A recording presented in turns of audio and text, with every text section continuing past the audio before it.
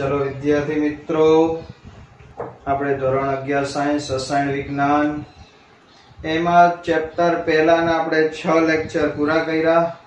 હવે lecture number 7 સમજો પ્રશ્ન અર્થસૂચક અંક શું દર્શાવે છે અને અર્થસૂચક અંક નક્કી કરવાના નિયમો સમજાવો। ઉદાહરણ આપીને સમજાવો। तो पहला तो આપણે समझिए कि अर्थसूचक अंक जेने सार्थक अंक कहेवाय, इंग्लिश में सिग्निफिकंट नंबर कहेवाय। तो શું છે અર્થસૂચક અંક? જરા કઈ વ્યાખ્યા આપેલી છે કે પ્રાયોગિક રીતે કે ગણતરી કરેલા મૂલ્યોમાં કે તમે કોઈ પણ પ્રયોગ કરો કે કેલ્ક્યુલેશન કરેલી હોય કોઈ ભૌતિક રાશિની, જેમ કે દળ છે, લંબાઈ છે, કદ છે, એના મૂલ્યમાં રહેલી અનિશ્ચિતતા, અનસર્ટેનિયસ એટલે અનિશ્ચિતતા, થોડું ઘણું જે વેરિએશન હોય એને કહેવાય અનિશ્ચિતતા। એ અનિશ્ચિતતા અર્થસૂચક અંક દ્વારા દર્શાવી શકાય છે। તો અર્થસૂચક અંક એ શું છે?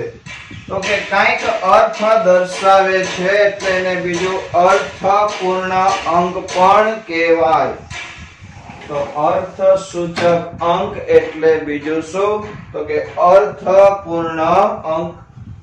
તો સમજો ફરી એકવાર કે પ્રયોગ કર્યા હોય કે ગણતરી કરી હોય, એમાં તમને જે મૂલ્ય મળ્યું હોય એ મૂલ્યમાં જે અનિશ્ચિતતા હોય, એ અનિશ્ચિતતા છે કેટલી છે આપણે અર્થસૂચક અંક દ્વારા દર્શાવી શકાય। એટલે કે અર્થસૂચક અંક છે અર્થપૂર્ણ અંક પણ છે। સમજો કે તમે કોઈ પદાર્થ છે એનું કદ માપ્યું, ધારો કે એનું કદ આવ્યું 11.2 ml। કેટલું કદ આવ્યું છે? 11.2 ml। તો એનો અર્થ શું થયો? તો કે એમાં 11.2 ml માં પોઈન્ટ પહેલાનો આંકડો 11 છે એ તો નિશ્ચિત છે કે એટલું તો હશે જ, પણ પોઈન્ટ પછી 2 ml છે, 0.2 એ બગડો છે એ અનિશ્ચિત કહેવાય। કેમ? તો કે આપણે માપેલા મૂલ્યમાં થોડું ઘણું વેરિએશન હોય, પણ 11 તો હોય જ, એમ ન કે અહીંયા ખોટું હોય છે 11 ની જગ્યાએ 10 હશે, એવું ન હોય। 11 તો છે પણ પોઈન્ટ પછી 2 ml છે અનિશ્ચિત છે। તો એ છેલ્લા અંકમાં આપણે બીજું કાઈ ન આપ્યું હોય તો એ છેલ્લા અંકમાં આપણે માપેલ મૂલ્યમાં કેટલી અનિશ્ચિતતા હોય? તો કે ±1।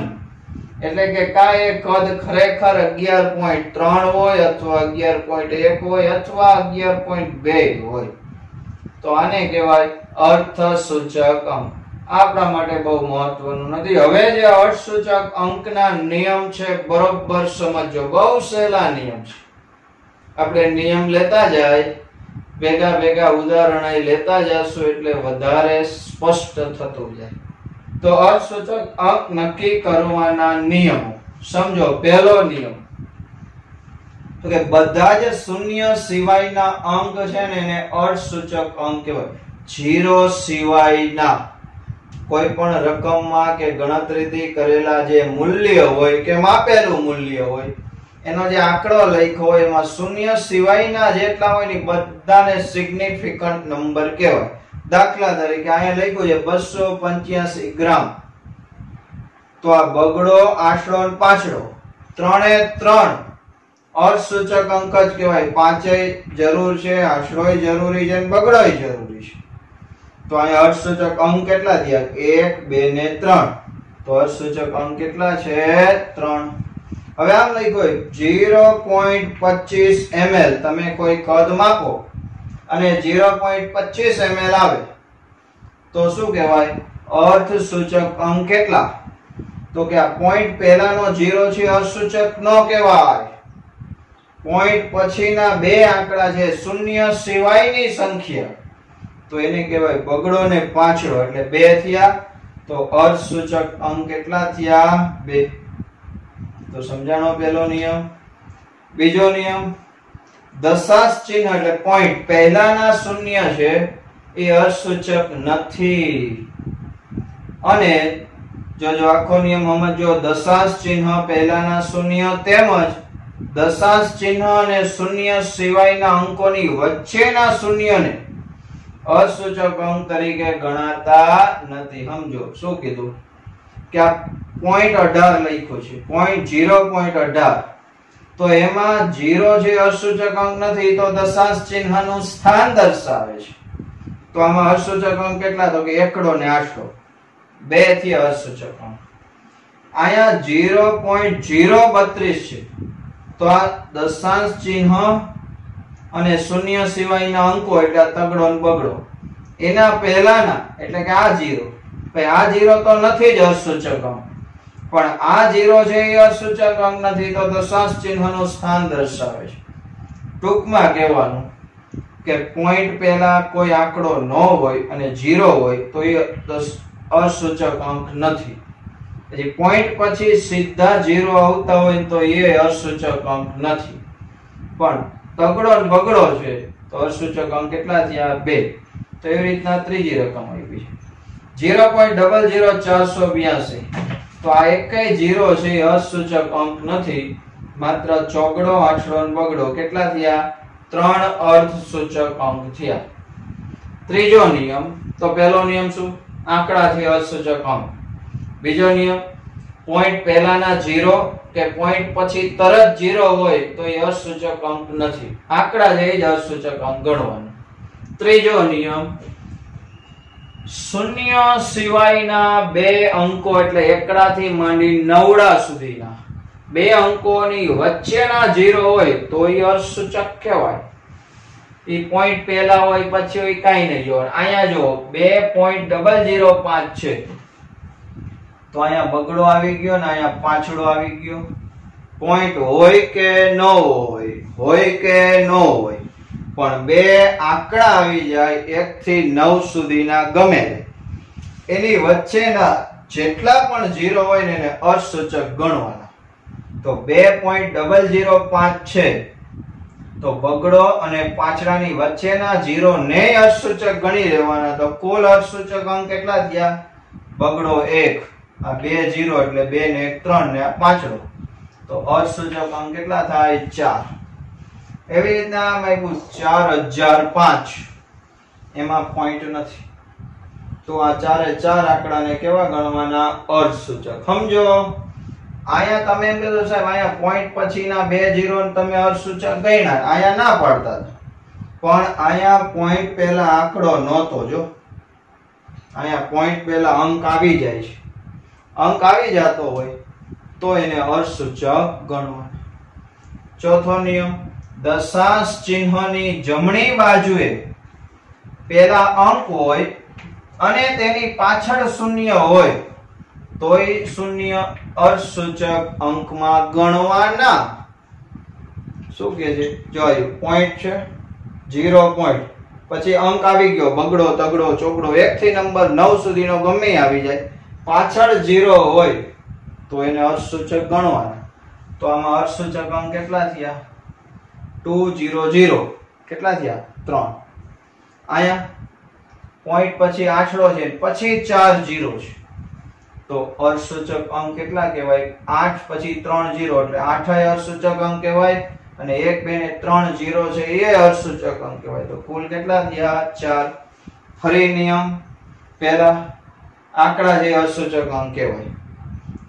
બીજું, પોઈન્ટ પછીના કે પોઈન્ટ પહેલા 0 હોય ને પોઈન્ટ પછી 0 હોય તો એ 0 નો અર્ધસૂચક અંક નહીં ગણવાનો. અને 2 જ ગણાય, આમાં 2 જ ગણાય, આમાં 3 જ ગણાય. પણ બે અંકની વચ્ચેના પોઈન્ટ હોય કે ન હોય, જેટલા 0 એ બધાના અર્ધસૂચક અંક ગણાય. ચોથો નિયમ, દશાંશ ચિહ્ન પછી સીધો આંકડો આવી જતો હોય અને પછી 0 0 0 ગમે એટલા હોય ને બધાને કેવા ગણવાના? અર્ધસૂચક અંક. તો આ સ્ક્રીનશોટ લઈ લેજો, આ નિયમો લખવાના અને ઉદાહરણ આના ભેગા છે એટલે સમજાઈ જશે. પેલા સ્ક્રીનશોટ લઈ લો.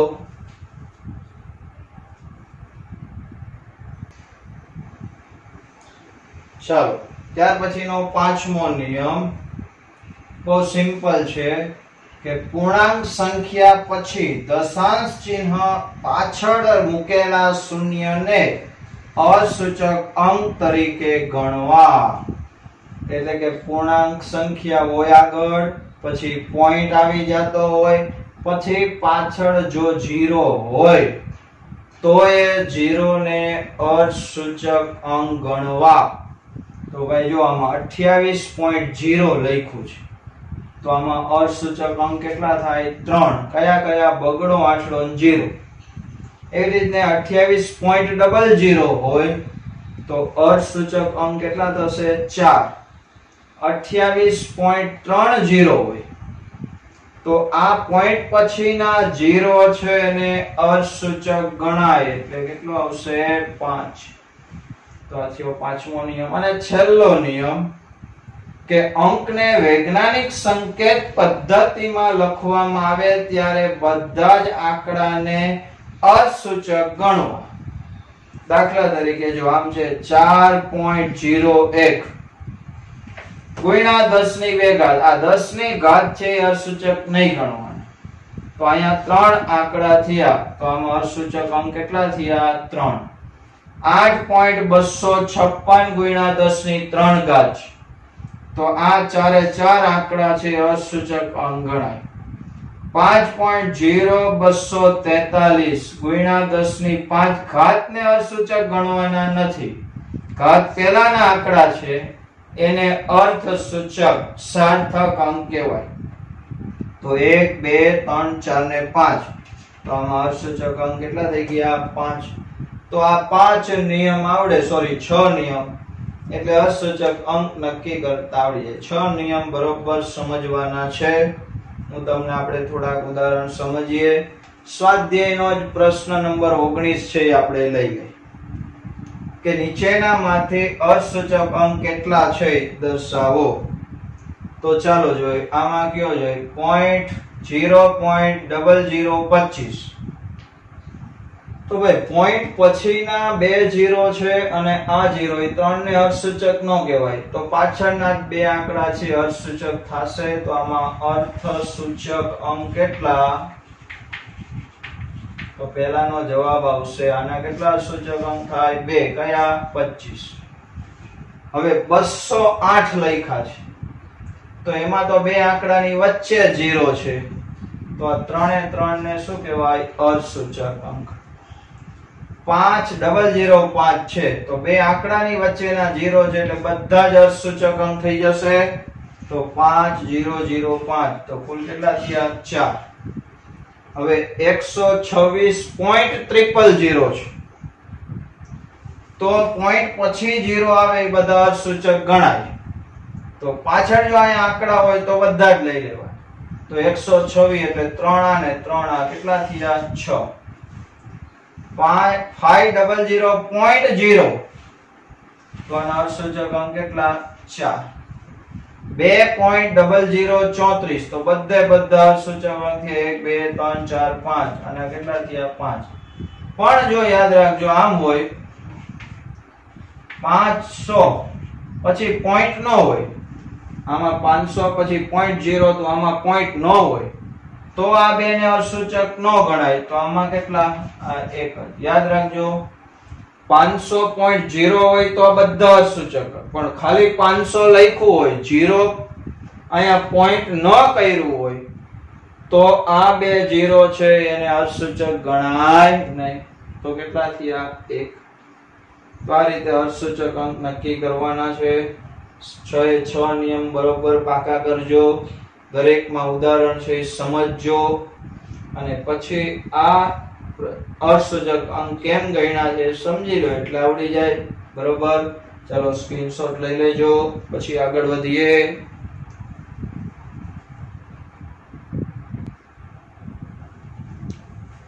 ચાલો હવે અર્થસૂચક અંકના સરવાળા, બાદબાકી, ગુણાકાર કે ભાગાકાર કરવાના હોય ત્યારે શું ધ્યાન રાખવું? બરોબર ધ્યાન રાખજો. આપણે પહેલું ઉદાહરણ લઈએ કે 12.11 છે, એમાં આપણે 18.0 ઉમેરવા છે.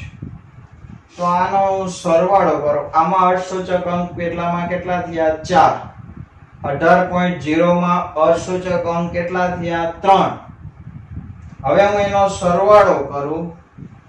આનો શું કરવાનો મારે? સરવાળો.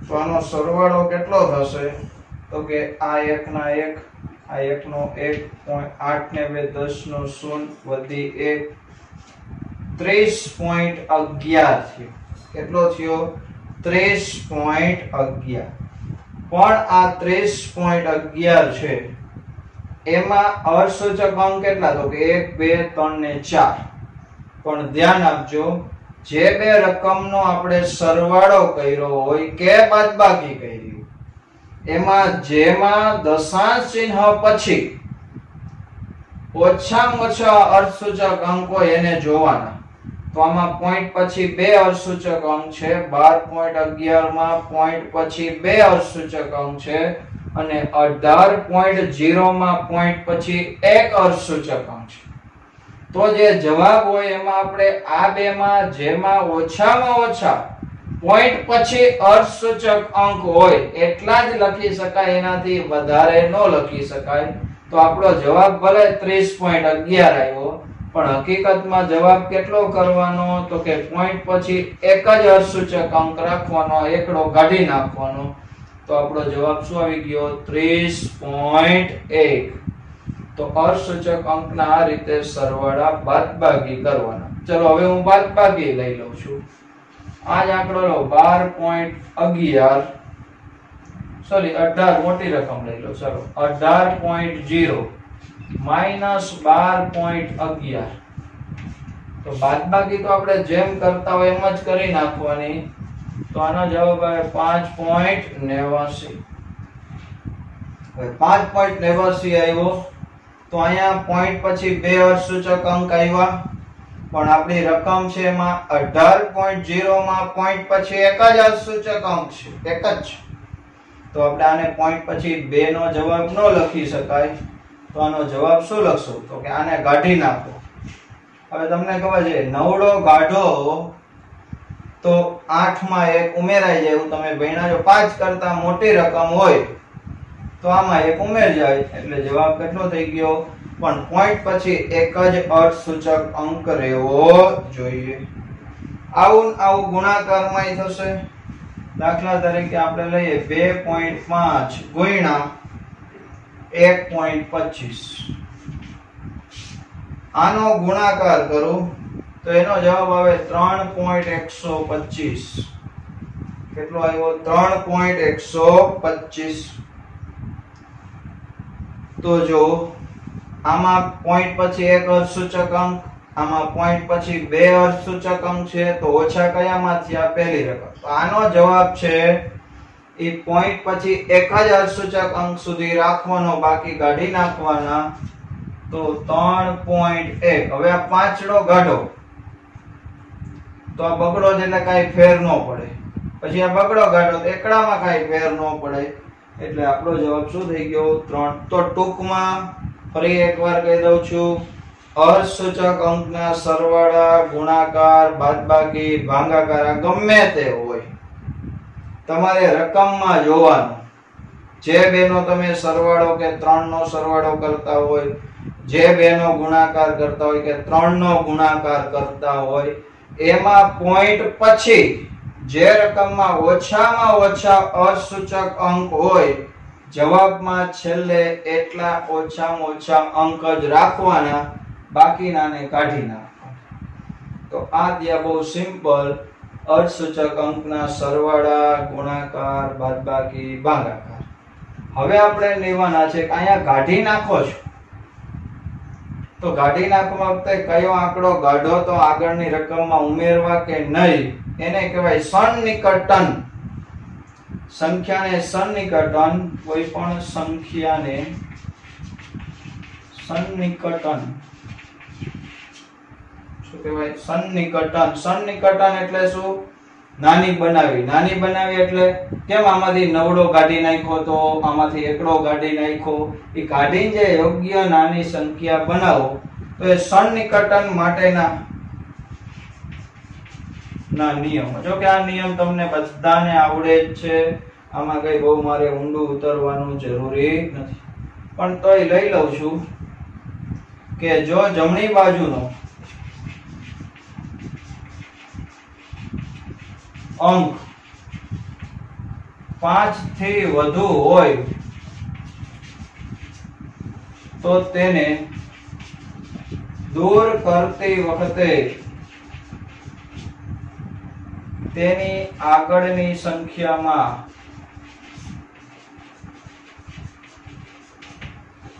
એક ઉમેરવો. આ તો તમને બધાને ખબર જ છે. છતાં દાખલા તરીકે આમ હોય 5.8976. હવે મારે આ છગડો કાઢવો છે, પણ એ છગડો 5 કરતા મોટી રકમ છે, તો આનો જવાબ શું થાય? 5.89. 7 માં 1 ઉમેર દેવાનો. કેટલા થઈ ગયા? 8. તો 5 કરતા મોટો આંકડો હોય એને કાઢો તો આગળમાં 1 ઉમેરવો. વળી આ સાતડો કાઢો તો આમાં 1 ઉમેરવાના, વળી એ કાઢો તો આમાં 1 ઉમેરવાના. આમ આગળ આવી જાવ. બીજો નિયમ, જો જમણી બાજુનો અંક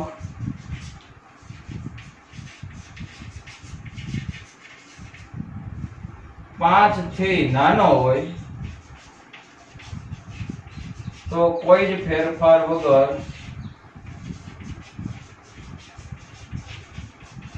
દૂર કરવો. હવે 5 થી મોટો હોય તો આપણે આગળમાં 1 ઉમેરતા હતા, પણ 5 કરતા નાનો હોય તો કાઈ નહીં, એમને કાઢી જ નાખવાનો. દાખલા તરીકે આ હોય 4.823. મારે આ તગડો કાઢવો હોય તો એ 5 થી નાની કિંમત છે, તો આમાં કોઈ ફેરફાર કરવાનો નહીં. શું લખી દેવાના? 4.82. ત્રીજો નિયમ, જો છેલ્લો અંક એટલે કે જમણી બાજુનો અંક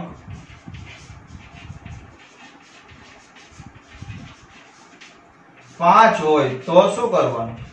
હોય ત્યારે 5 હોય ત્યારે જો તેની પહેલાનો અંક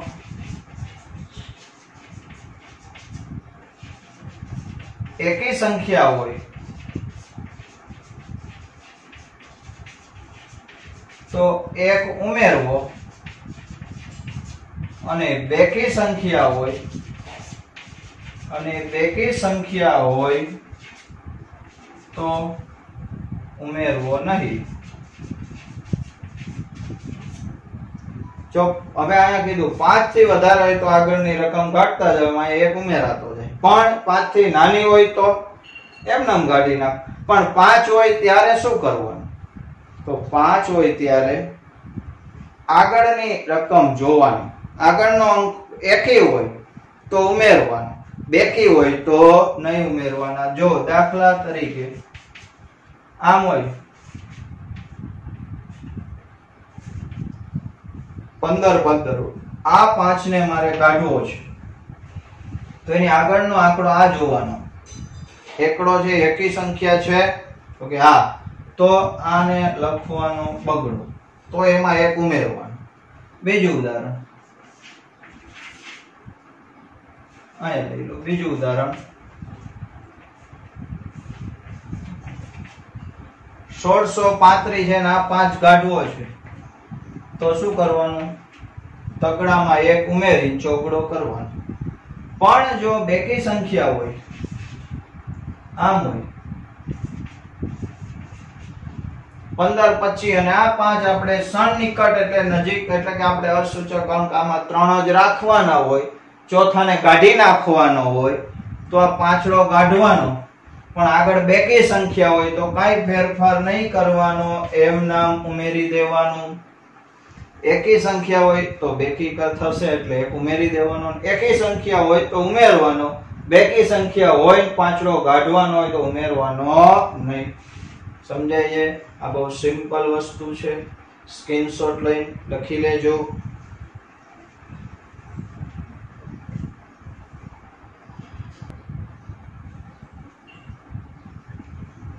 ચાલો સ્વાધ્યાયનો ક્વેશ્ચન નંબર 20 લઈ લઈએ. શું છે પ્રશ્ન? જો નીચેનાનું 3 અર્થસૂચક અંક સુધી સન્નિકટન કરો એટલે વધારાના કાઢી નાખવાના છે. ધ્યાન આપજો. પહેલી રકમ છે 34.216.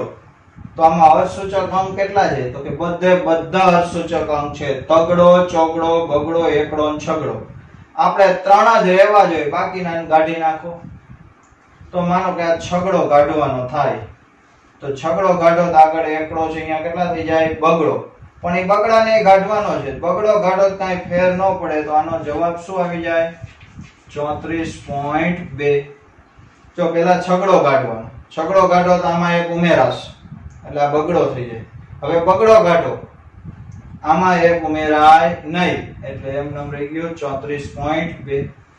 ચલો આમાં અર્ધસૂચક અંક કેટલા છે? તો કે ઘણા બધા છે, 2 3 4 5 ને 6. તો આપણે આયા લગીને કાઢવા પડશે. કાઢતા જાવ, સાતડો કાઢો તો આમાં એક ઉમેરાશ, પણ પછી એકડોય કાઢવાનો, આમાં કાંઈ ન ઉમેરાય. વરિયા એકડો કાઢો, આમાં કાંઈ ન ઉમેરાય. જવાબ શું થઈ ગયો? 10.4. હાલો આમાં અર્ધસૂચક અંક કેટલા જો? તો કે જો ભાઈ આપણે કાઢી નાખીએ ને તો મૂળ કિંમતમાં બહુ લાંબો ફેરફાર ન થવો જોઈએ. 34.216 છે ને અહીંયા થઈ ગયા 34.2, બહુ કઈ લાંબો ફેર નથી. 10.4107 હતા તો તમે પાછલા આંકડા ટૂંકમાં ઉગાડી નાખો તો 10.4 વધે, કઈ બહુ મોટો ફેર પડે નહીં. અહીંયા જો 0.004597, અહીંયા અર્ધસૂચક અંક કેટલા? પેલા જો તો કે આ ન ગણાય, તો 1 2 3 ને 4 અર્ધસૂચક અંક છે, એમાંથી આપણે એક કાઢવાનો છે. તો કયો કાઢવાનો? 7 કાઢશું. ભાઈ 7 કાઢી તો 9 માં 1 ઉમેરાય તો કેટલા થઈ જાય? 10. એટલે 59 છે એની જગ્યાએ કેટલા થઈ જાય? 60. આ તો એમનામ જ રાખવાના 4 6 ને 0. જો આ 0 અર્ધસૂચક કહેવાય, આ નો કહેવાય, એટલે કેટલા થઈ ગયા? 3. હવે આમાં જોજો, આમાં ઘણા ભૂલ કરે છે. 4 એ 4 અર્ધસૂચક અંક છે. હવે આપણે આ એકને કાઢવાનો કીધો, 3 લગી જ રાખવાના કીધા છે, તો આછડો કાઢી નાખો તો જવાબ શું આવે? 28. 5 કરતા મોટી કિંમત છે એટલે અહીંયા કેટલો આવી જાય? 1. તો ભાઈ આ 2008 રૂપિયા તમારે કોકને આપવાના હોય અથવા કોક પાસે તમારે લેવાનો હોય, તમે એમ કહો કે હાલો કાઢી નાખો ને, 281 દઈ દો, હાલે. મૂળ કિંમતમાં મોટો ફેરફાર ન થવો જોઈએ. તો અહીંયા 2808 હતા, આ એક આંકડો ગાઈઢો એટલે અહીંયા એક ઉમેરાનો, પણ આંકડાની જગ્યાએ શું કરવાનો? 0. તો ભલે મેં અહીંયા આંકડા 4 લખ્યા છે, પણ આમાં અર્ધસૂચક તો કેટલા થયા? 3 જ થયા. પાછલો 0 અર્ધસૂચક ગણાય નહીં. આમાં ખાસ ધ્યાન રાખજો, બરોબર? તો અહીંયા આપણે અર્ધસૂચક અંકની વાત પૂરી કરીએ. બરોબર સમજજો, ન સમજાય તો WhatsApp માં પૂછી લેજો, કોલ કરી લેજો. આ જ વસ્તુ તમારે ફિઝિક્સ માં પણ આવવાની છે અને આપણા કેમેસ્ટ્રી કરતા એમાં વધારે ડિટેલમાં આવશે. આપણા કેમેસ્ટ્રીમાં એટલું બધું મહત્વનું નથી, પણ આ તો ટેક્સ્ટમાં છે એટલે આપણે લઈ લીધું છે. કે આપણે નીટ લેવલે કે JEE લેવલે કે ગુજકેટ લેવલે આવો કોઈ પ્રશ્ન પૂછાતા નથી, પણ છતાંય આપણને આવડવું જોઈએ. ભણ્યા છે તો આવડવું જોઈએ, એટલે ધ્યાન આપવાનું. બરોબર મહેનત કરજો. Okay, best of luck.